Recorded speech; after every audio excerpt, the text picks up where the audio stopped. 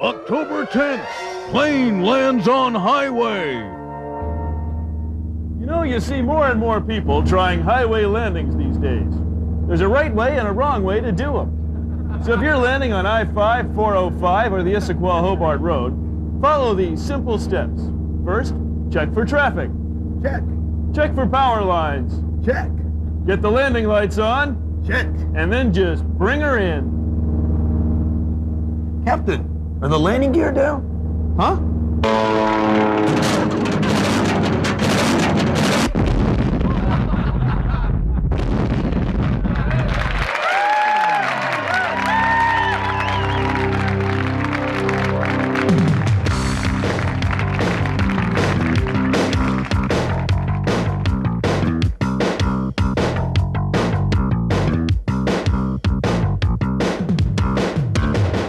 Almost Live is next, following this news roundup.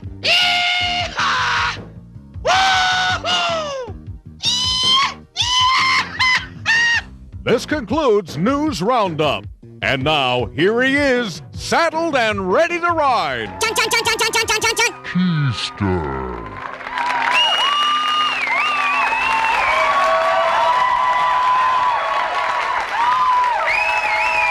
Oh, thank you. No, thank you, really. Well, gosh. You know, this has got to be one of the proudest weeks of my life. I'm very proud, and you know what? We should all be proud because the readers of Condé Nast Travel magazine, actually it's Traveler magazine, I guess, there's an R there, voted Seattle as one of the best cities to visit in the country. As a matter of fact, we came in second. San Francisco was first. The deciding factor being that in San Francisco you can see professional baseball. But, you know, still, we're number 2 in the country, and I'm proud. And, you know, the magazine listed some of the reasons tourists like to visit Seattle. We thought we'd like to share some of them with you. For example, people like to visit Seattle because it's a convenient stopover on the way to Bremerton, the most livable city in the nation. A lot of them read a complimentary article about the area in Bingo Today. Another reason, our sewers are big and clean. Many of them also have the mistaken impression that we still hand out free brides. Fish. Lots of fish.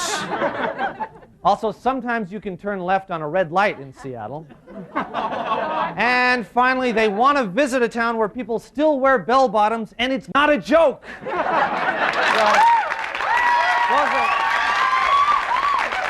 are just a few of the reasons why they like us so much. You know, and another reason why people like to come here is that we have such interesting people here. Interesting, multifaceted, multi-talented people, like this guy. Coming soon to local television. Young girl, get out of my mind. Yeah, Gary Pocket and the Union Gal from the summer of '68. Young girl, get out of here. He's America's greatest radio personality. Music power. We've got Grassroots, Monkeys, Iron Butterfly, Lulu. But when the air shift ends, his real job begins. He's DJ Waiter. Hi, everybody. How are you? Welcome to the restaurant. I'm your server tonight, Randy Scott. It's about 68 degrees in here, very comfortable. About 22 minutes past the hour right now. In just a minute, I'm going to be bringing out the top 5 specials off tonight's menu. But before I do that, can I start you with something? Brandy? Brandy. Brandy, good choice. 1973 Looking Glass, solid gold. He's the king of the culinary. Okay, everybody, I'm back at you. Randy Scott with you on a good-looking evening. About 35 minutes past the hour, you've had a chance to look over the menus and make your selections. What's it gonna be? I think we'd like to start things off with the calamari. Calamari, number 1 this week. Send out some calamari, Ted. How about an entree, sir? I think I'll have the boneless tenderloin of pork. The boneless tenderloin of pork. How about you, ma'am? What'll it be? Would you make a recommendation? Yes, for quality auto repairs and free estimates, go to Larry's Auto Repair, corner of 5th and Cherry in downtown Seattle. It's about 36 past the hour. I'll have the chicken, Dimitri. Chicken Dimitri, good choice. Chicken Dimitri, Tello. Get it on the grill, baby. He's a bon appetit, Boss Jock. Okay, folks, here it is. Randy Scott bringing you your food. I think you'll find your soup is delicious and a balmy 92 degrees right on the button. Yes, indeed. Can I give you some fresh ground pepper with that salad, sir? Yeah, a little bit would be fine. All right. You say when. That's fine.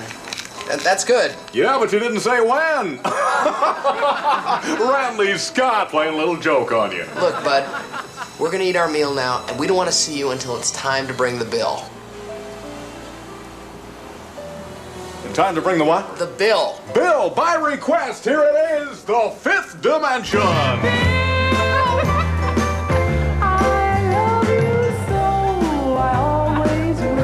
Randy Scott.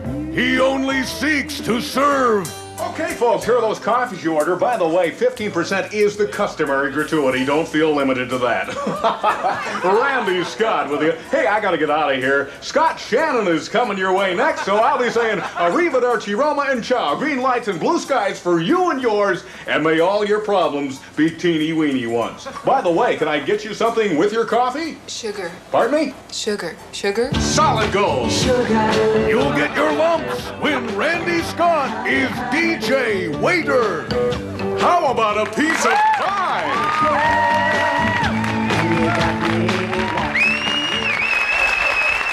Okay, stay with us. We've got a great show, and we'll be right back with comedian Jake Johansson. Right back.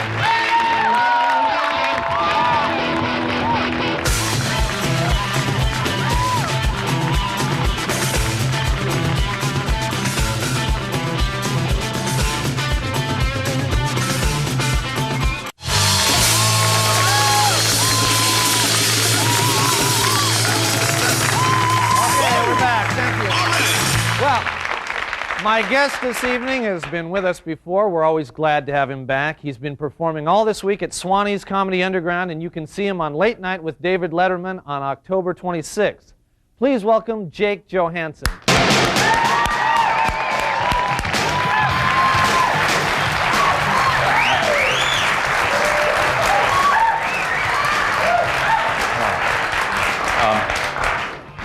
Thanks very much.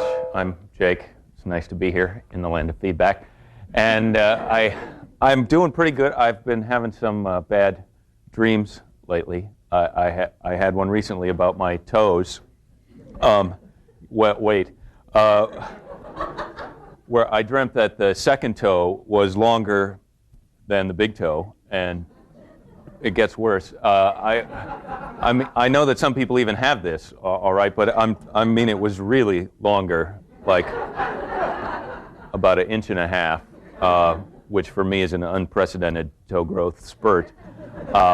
So in the dream, I complain to my father, who says no problem, and he goes to the kitchen and comes back with this big knife. I don't know why I trust him, and he lines my feet up next to each other and just chops the toes right off, and it hurt. So I said something like, "Wah!" And then the most unbelievable part of the dream, he goes, "Oh, sorry." Like I'm supposed to believe it was an accident or something. I mean, after he went to the kitchen special for the big knife, and then he lines my feet up next to each other so he can do them both at once, like it's a shortcut trick he learned on This Old House or something. And, oh, sorry. Then he says, "Oh, don't worry, we'll go to the hospital." And he runs to get my mom and my sister, because now we're all going. It's a family trip to the hospital. Meanwhile, I'm trying to stick the toe pieces back on, and I can't remember which one goes on which foot. You know, it's hard to tell them apart once they're rolling around loose like that. And so I don't know what to do. Finally, I just throw them away, you know. Heck with those, I say, wildly, as is my fashion. And but as soon as they hit the trash, I realize, the toenails are on there. Yeah, I need the toenails, or I'll look stupid at the beach. So now, right, because the toenails are really what gives you that contact with your feet. Once a month, you go down to trim your toenails, and that's just your way of saying, "Hey, I care." So now, I'm fishing them out of the trash, and there's coffee grounds are stuck all over them. And I told you it was a nightmare. And then my dad starts honking the horn in the driveway. Let's go, we're going for you, for crying out loud, honk, honk. And I have to rinse my toe pieces, Father. And so I wash them off, and I put them in this olive jar, which my mom saves those for just such an occasion. And then, of course, there's no ice to pack them in because no one fills the tray in my dream. So I am plagued with these weird, and then the weirdest dream I ever had, I dreamt I was in the jungle with these guys. Half of the guys are my friends, except in the dream. Oh, I don't know who they are. It's like some dream extras playing the part of my friends. And they're them. And then the other half of the guys are these native guys in the jungle, and they're making some snack in a big frying pan. I don't know where they get a nice pan like that in the jungle. But that's what I wonder now. At the time, I'm thinking, nice pan. Because, well, I'm trying to suck up. You know, I want some of the snack. And so they're cooking. It's some kind of meat, and nothing is sticking. It really is a good pan. And so then they're passing around. Everybody's having some, and I ask, well, what is it? And the one guy says, human flesh. Yeah, which I would never eat in, waking time. But in the dream, I try it. I think my dad strikes again with his, at least taste everything. So I didn't taste it, though. I woke up. I think it was a dream control center panic. Like there's guys in white lab coats in my brain going, what do we make it taste like? I can't believe he's eating it. Bring him out of it.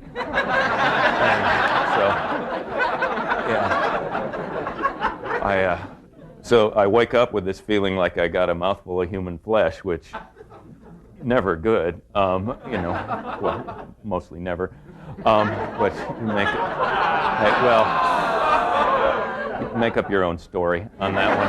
Anyway, then I had to believe afterwards that the dream guys were probably pretty mad at the guy who said human flesh, right, for improvising off the written script. You should have said chicken, then we could have gone on the boat ride, but no. Human flesh, very funny. You're going to have a non-speaking part in the next dream, mister. Why don't you go put the bear suit on right now? Anyway, thank you very much. Very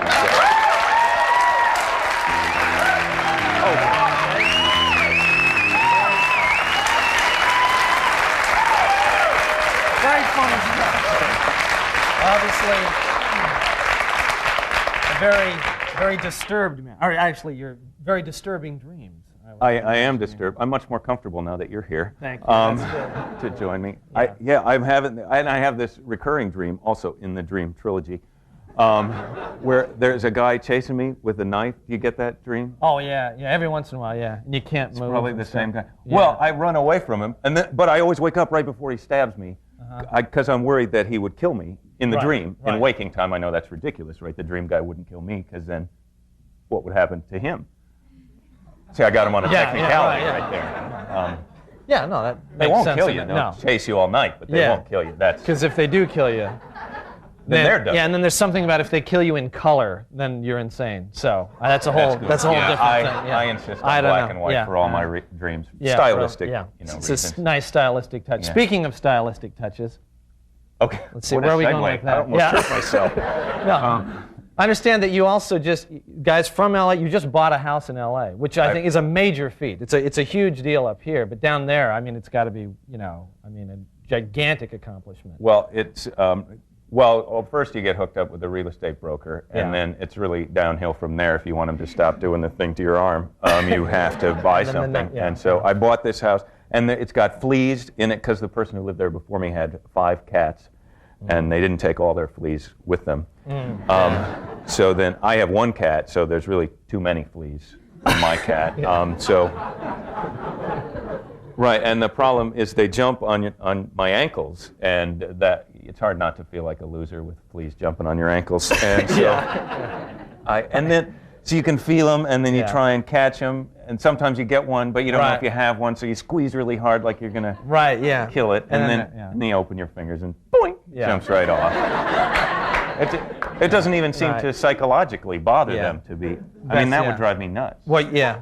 Yeah. It's a helpful hint before you go. I found you hold them, you fill the sink with water and drown them. Hold them under? Hold them under, watch them down. That's our hint from Heloise this week. And you can see Thanks very Jake much. one more day at Swanee's. And thanks a lot, Jake. Come back My anytime. pleasure. Okay,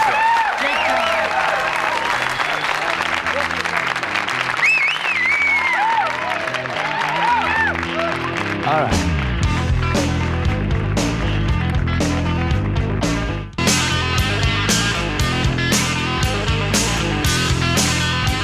Studio amplification for Almost Live provided by American Music. They're the people who really run this country. Hey, you guys, I got this great accounts receivable joke. See, there's this secretary. You work with them every day. Great memo, Mr. Deppa. And now, they're the hit of the TV season. Oh, there you are. Yeah, look, we need to take a meeting. Yeah, maybe after break. Oh, I'm getting another call. Can you hold? Yeah. They're the ineffectual middle management suck-ups. Tonight, on the ineffectual middle management suck-ups. Steve, will you please shut the window? Thank you. Okay, team. Top management says they want a solution to the employees' strike by today. They want it solved quickly before things turn violent. Anybody have any ideas? Bill. Okay, I just don't think we need to take these threats of violence seriously.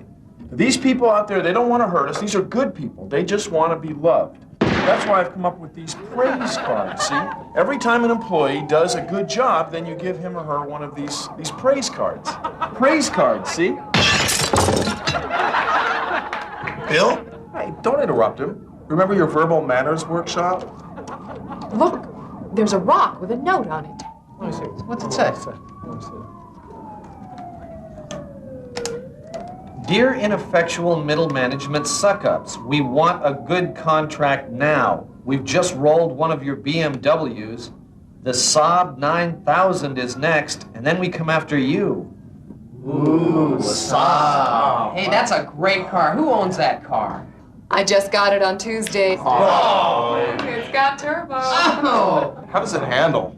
Oh, it's wonderful. Man. I think he might be hurt here. Bob, let's stay on task, okay? I think the time is right for brainstorming, everybody. Brainstorming, right? Brainstorm. Let's take ideas. Let's end the strike. Any ideas on that? Ed?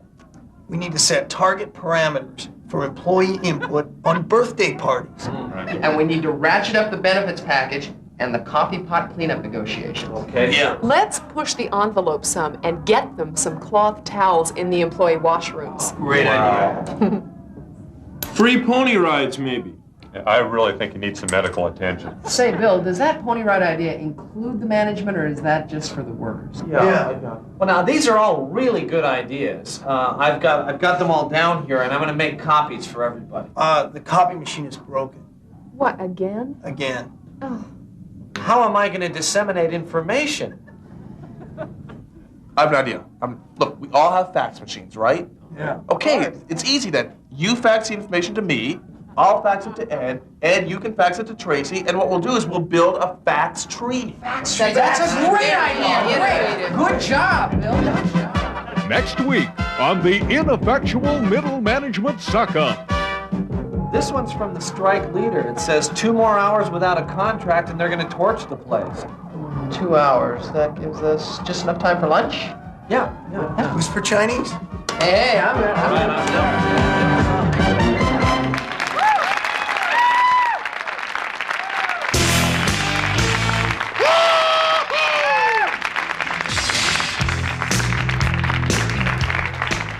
Good evening and welcome to the John Report. I'm John. Here's my report.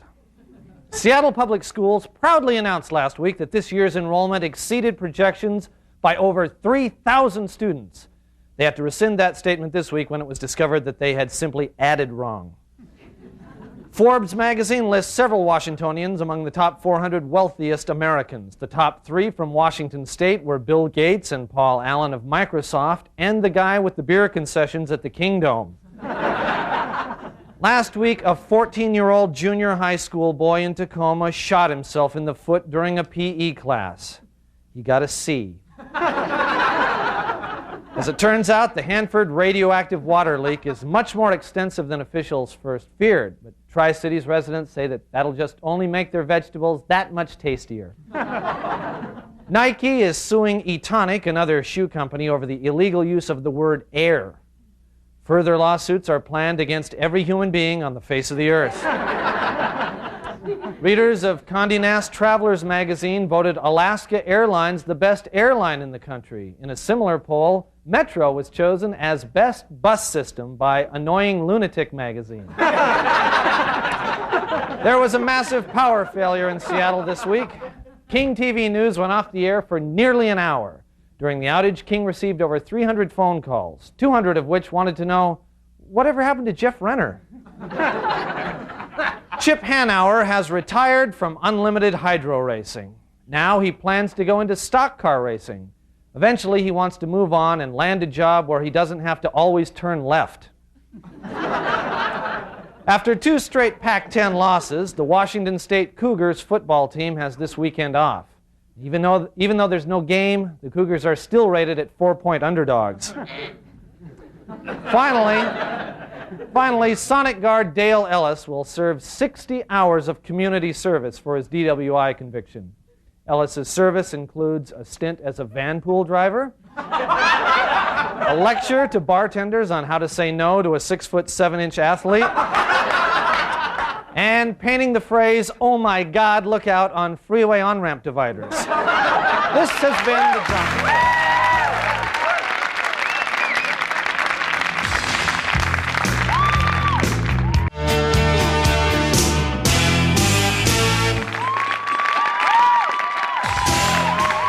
That's our show for this week. Bye-bye. We'll see you next week. Bye. Bye. Bye-bye. Promotional consideration for Almost Live provided by Pizzeria Pagliacci, featuring traditional and gourmet pizza by the slice. Pizzeria Pagliacci, rated Seattle's best pizza.